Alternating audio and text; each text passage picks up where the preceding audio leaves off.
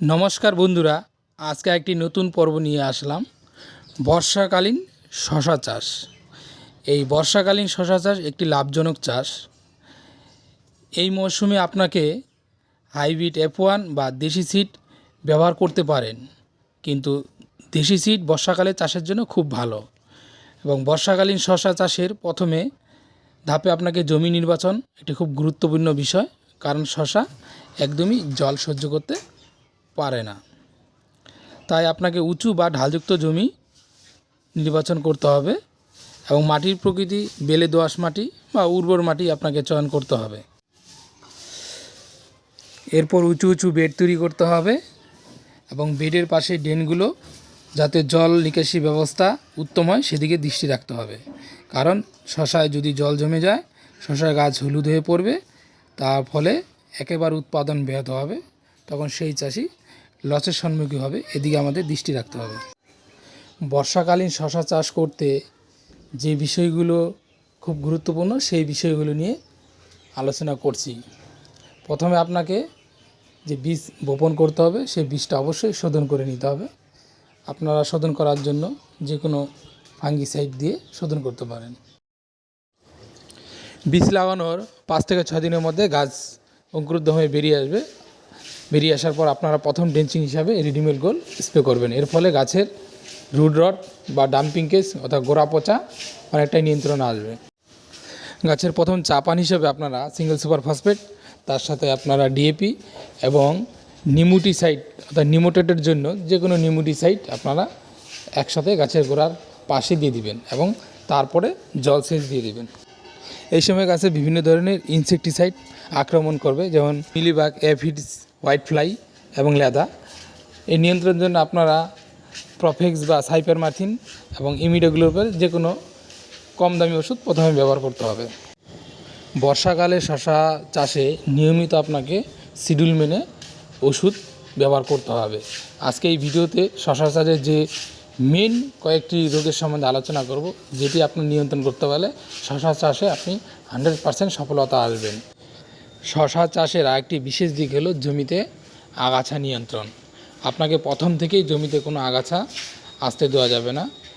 আগাছা হলে পোকার উপদ্রব বেড়ে যাবে এবং অপ্রয়োজনীয়ভাবে আপনার সারকে আগাছা খেয়ে নেবে।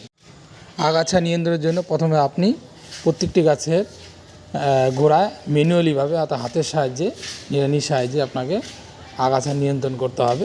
যখন গাছটা আপনার বড় হয়ে যাবে তখন আপনি কেমিক্যালের সাহায্যে আপনার আগাছা নিয়ন্ত্রণ করতে পারেন। প্রথমে আপনি রাউন্ডে ব্যবহার করবেন।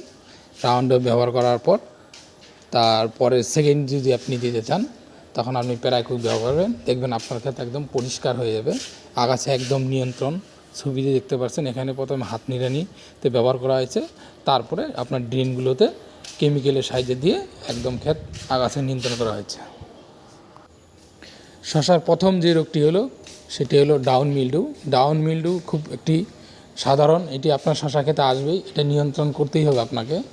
আপনি নিয়ন্ত্রণের জন্য নেটিভোর সাথে যে কোনো ম্যাঙ্কোজব দুটি একসাথে মিক্স করে ব্যবহার করতে পারবেন 7 দিন অন্তর অন্তর।